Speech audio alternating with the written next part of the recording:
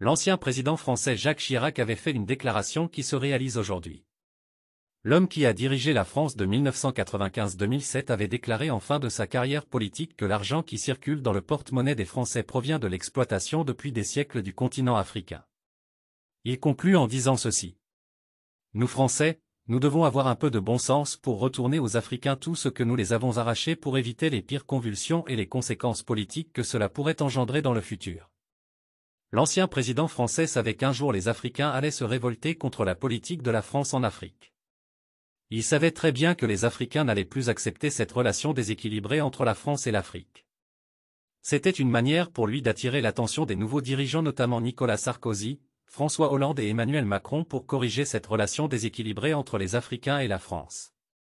Mais malheureusement, ces nouveaux présidents ont continué à mener cette politique qui a provoqué des soulèvements en France et qui ont conduit à l'expulsion de la France au Sahel en juste 3 ans. Qui aurait pu imaginer que la France allait quitter le Sahel en juste 3 ans? Malgré tous ces revers, la mentalité des élites françaises ne change jamais. Ils continuent de penser que l'Afrique les appartient. C'est dans cette logique que le général français François Lecointre a déclaré dans une interview que l'avenir de la France se trouve en Afrique. Bien avant ce général, c'est Emmanuel Macron qui avait fait une déclaration selon laquelle l'Afrique appartient à la France.